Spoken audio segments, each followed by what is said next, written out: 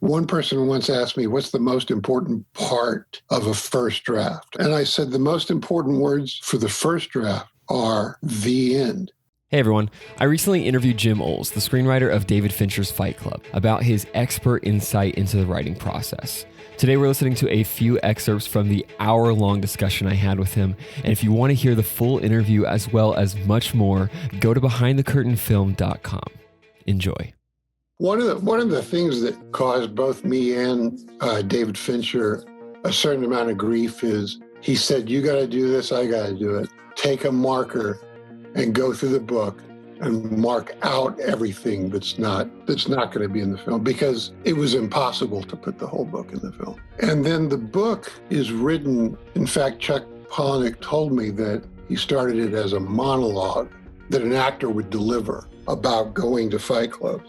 And he started the book that way. And it sort of kept going that way. It's told through first person, which is a normal category of literary style. But it's pretty heavy with that. And what the challenge to me was turning things into scenes, more of a scene than they perhaps were in the book. In talking to Fincher, we were having conversations about how it was very important that Tyler Durden fully appeared to be a complete human being with his own motivations and sort of at least being able to feel a backstory with him, like imagining him as having run away from his parents if he didn't kill them, or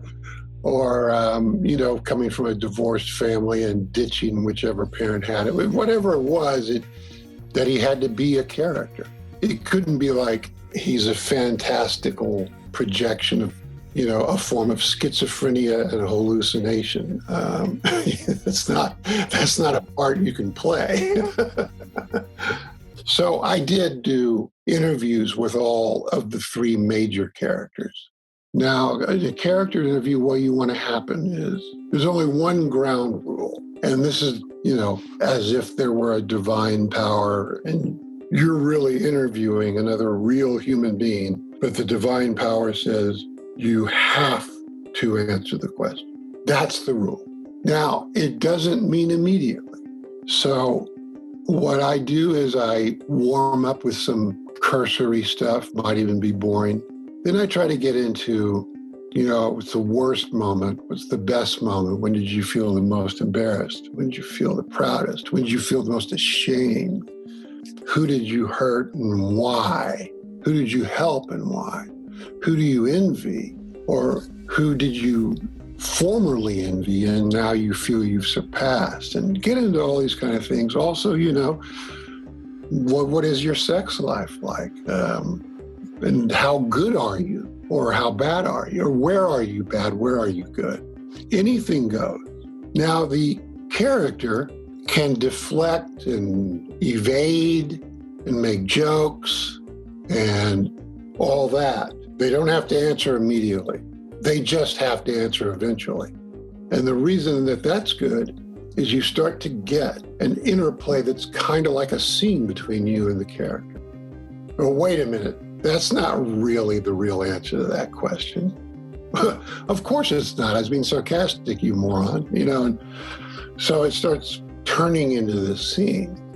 And it feels like it's a real person. One of the things you can feel with source material a lot, the thing that is expected of you, once you're sent off, go write it. We know what the book is. We've heard your take on it, whatever it is. And now just go off and write it. You know what they want when you come back? They want a film. They don't give a, and you can bleep me on that, about a novel. They want a film that stars want to play the parts and a director wants to direct. So that's what you'd better come back with. So being faithful to the source material is only useful to you in terms of it gives you some material to use. But you better come back with a screenplay. And the only way it's going to be good is if you've made it your own. So a lot of people say, well, What's the difference between adaptation and original? And I think what in your question, you even said that it's possible that people think that adaptation is easier.